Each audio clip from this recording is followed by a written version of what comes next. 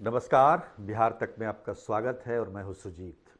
देखिए, बिहार का ये चुनाव बिहार के लिए तो काफ़ी महत्वपूर्ण और निर्णायक है ही, साथ ही तेजस्वी यादव के लिए भी बहुत ही निर्णायक चुनाव है, क्योंकि पूरे आरजेडी का दारोमदार तेजस्वी यादव पर है और उनको मुख्यमंत्री का उम्मीदवार भी घोषित किया है महागठबंधन ने। हालांकि वो पिछली बार भी 2020 में भी मुख्यमंत्री के उम्मीदवार थे और काफ़ी कम वोटों से रह गए थे, लेकिन इस बार ये मुझे लगता है कि महत्वपूर्ण एक मौका है ये। हालांकि तेजस्वी यादव युवा हैं, आगे और भी मौके मिल सकते हैं, लेकिन ये निर्णायक मौका है। और साथ ही लालू प्रसाद यादव के परिवार के लिए भी, परिवार के भविष्य के लिए भी काफ़ी निर्णायक है, क्योंकि तेजस्वी यादव के साथ साथ तेज प्रताप यादव भी एक अलग पार्टी से अपनी पार्टी खड़ी करके चुनाव लड़ रहे हैं। तो सबकी नज़र जो है पहले चरण के मतदान में, जो मतदान हो चुका है उसमें बहुत सारे 1314 उम्मीदवार हैं, लेकिन 2 उम्मीदवारों पर विशेष नज़र है लोगों की, और वो है ये दोनों भाई।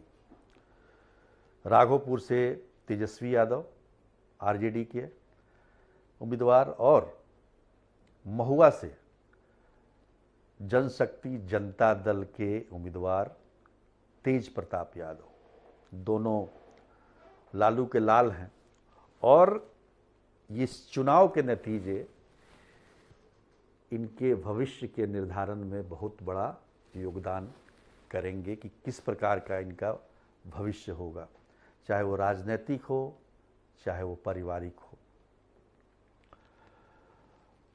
हालांकि तेजस्वी यादव तीसरी बार राघोपुर से चुनाव लड़ रहे हैं। 2015 में भी वो चुनाव लड़े थे और जीते थे, 2020 में भी चुनाव लड़े और जीते थे।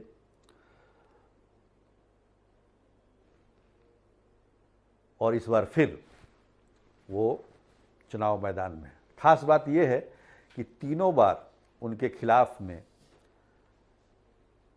एक ही उम्मीदवार है, वो सतीश कुमार। तो सतीश कुमार से उनकी तीसरी बार भिड़ंत हो रही है।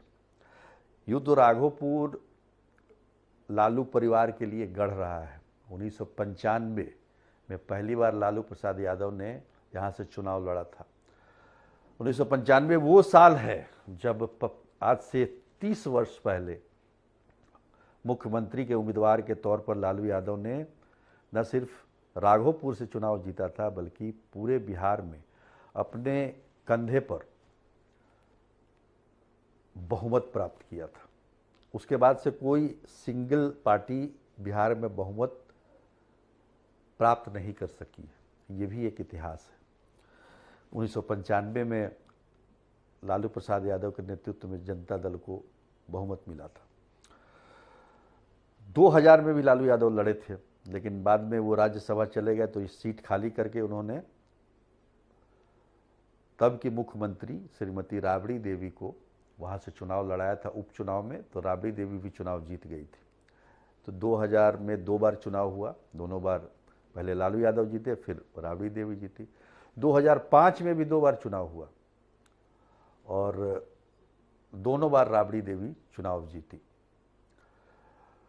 2010 में जरूर जनता दल के उम्मीदवार जो सतीश कुमार अभी बीजेपी के उम्मीदवार हैं, पहले जनता दल के यू के उम्मीदवार थे, और उन्होंने 13,000 मतों से राबड़ी देवी को चुनाव हरा दिया था। वो इतिहास है एक। वही सतीश कुमार अब बीजेपी के टिकट पर पिछले तीसरी बार तेजस्वी यादव के सामने खड़े हैं। पिछली बार 38,000 वोटों से जीते थे तेजस्वी यादव, लेकिन पिछली बार की परिस्थिति कुछ इस प्रकार थी कि एलजेपी ने, यानी कि चिराग पासवान की पार्टी ने वहाँ अपना कैंडिडेट दे दिया था। बीजेपी के खिलाफ और जगह नहीं दिया था, लेकिन वहाँ दिया था राघोपुर में, जिसने 25,000 वोट काटे थे। तो आप 38 में 25 माइनस कर दीजिए, जैसा कि हिसाब चल रहा है, तो उतना का मार्जिन आप मान के चल सकते हैं इस बार, क्योंकि एलजेपी साथ में है। साथ में कई इक्वेशन भी है यहाँ पर। तेज प्रताप यादव की पार्टी के भी उम्मीदवार हैं, उन्होंने अपने भाई के खिलाफ भी उम्मीदवार उतारा है। जैसा कि महुआ में तेज प्रताप यादव के खिलाफ तेजस्वी यादव ने उम्मीदवार उतारा है, हालांकि वो उम्मीदवार पहले से वहाँ के सिटिंग एमएलए है। खैर, महुआ की बात करेंगे तो ये जो है 12-13 हज़ार का जो मार्जिन है, इसको पाटना है, और इसको कैसे पाटेंगे ये तो कहना मुश्किल है। लेकिन अगर जातीय आधार देखें तो तेजस्वी यादव राघोपुर में मजबूत दिखते हैं। हालांकि राघोपुर एक ब्लॉक और एक विदुपुर में थोड़ा सा वहाँ पर कमजोरी होती है, लेकिन राघोपुर में उनका ज़बरदस्त जनाधार रहा है। पर इधर के वर्षों में राघोपुर के लोगों की शिकायत रही थी कि तेजस्वी यादव मिलते नहीं हैं, उनकी समस्याओं का समाधान नहीं करते हैं। और बाढ़ जो इस साल आई थी उसमें तेजस्वी यादव नहीं गए थे, तेज प्रताप गए थे वहाँ, तेजस्वी यादव ने दौरा नहीं किया था। उनके विरुद्ध जो उम्मीदवार हैं सतीश कुमार, वो लगातार क्षेत्र में बने रहते हैं, सबसे मिलते जुलते हैं, वो भी यादव जाति से हैं, तो उनकी एक छवि भी है। जो यहाँ से काम नहीं होता फिर लोग वहाँ पर दरवाज़ा खटखटाते हैं, तो ये चीज़ है। लेकिन चूँकि लालू प्रसाद यादव की लेगेसी है उस राघोपुर में, तो इसलिए बड़ा ही कीन कंटेस्ट माना जा रहा है इस बार का। दावे तो एनडीए की तरफ से बहुत बड़े हो रहे हैं, जैसे उसी इलाके के रहने वाले केंद्रीय गृह राज्य मंत्री नित्यानंद ने कहा कि हम लोग मतलब बीजेपी चुनाव जीतेगी, तेजस्वी यादव हार जाएंगे। लेकिन तेजस्वी यादव को हराना इतना आसान भी नहीं है। खैर, ये तो हुई राघोपुर की बात। राघोपुर में वोटिंग हो चुका है, मतदान जो है वो ईवीएम में बंद हो चुका है। पर तेजस्वी यादव का दायित्व केवल राघोपुर ही नहीं पूरे प्रदेश में है, और हर जगह चुनाव प्रचार में जाना और अकेले स्टार कैंपेनर के रूप में प्रचार करना, जबकि उनके विरुद्ध में बहुत सारे दर्जनों स्टार प्रचारक हैं, प्रधानमंत्री से लेकर मुख्यमंत्री तमाम लोग। इधर से तेजस्वी यादव की तरफ से राहुल गांधी हैं। खैर, तो बात करते हैं, तो मामला काफ़ी मतलब नज़दीकी का है राघोपुर में, जो बातचीत से पता चल रहा है। अब महुआ पर आते हैं। महुआ में 2015 में महुआ से चुनाव जीते थे तेज प्रताप यादव आरजेडी के टिकट पर, लेकिन इधर जो परिवार में खटपट हुआ, उन्होंने अलग पार्टी बना ली, जनशक्ति जनता दल, और उसी के टिकट पर वो चुनाव लड़ रहे हैं महुआ से। बीच में 2020 में वो हसनपुर चले गए थे, महुआ फिर लौट कर आए हैं। तो वहाँ मुकाबला जो है, वहाँ मुकाबला अपने ही मतलब पुराने पार्टी से आरजेडी के जो विधायक हैं मुकेश रोशन, उनके साथ है, और संजय सिंह जो कि एलजेपी-आर के उम्मीदवार हैं एनडीए की तरफ से। तो वहाँ भी मामला काफ़ी फंसा हुआ है। एक और आसमा परवीन जो कि जेडीयू की टिकट पर पिछली बार चुनाव लड़ी थी, इस बार वो निर्दलीय बागी होकर चुनाव लड़ रही हैं। तो कौन किसका वोट काट रहा है, कौन वोट कहाँ जा रहा है, इसको लेकर भारी कन्फ्यूजन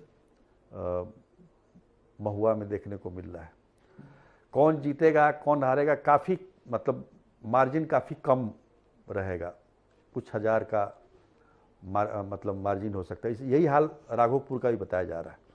तो कहने का मतलब ये है कि दोनों बेटे जो का भविष्य जो है इस चुनाव पर निर्भर है, और इस चुनाव के क्या नतीजे आते हैं। अगर दोनों जीत गए फिर तो राजनीतिक और पारिवारिक दोनों स्थिति में भविष्य अच्छा रहेगा।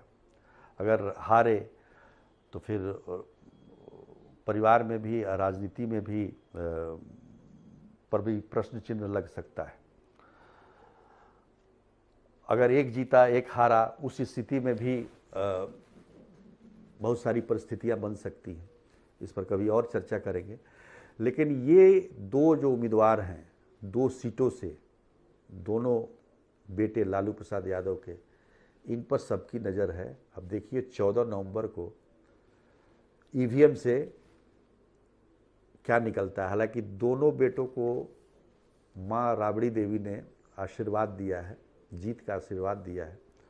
अब किसको आशीर्वाद लगता है या दोनों को लगता है, ये देखना होगा। तो आज के लिए इतना ही, तब तक के लिए नमस्कार।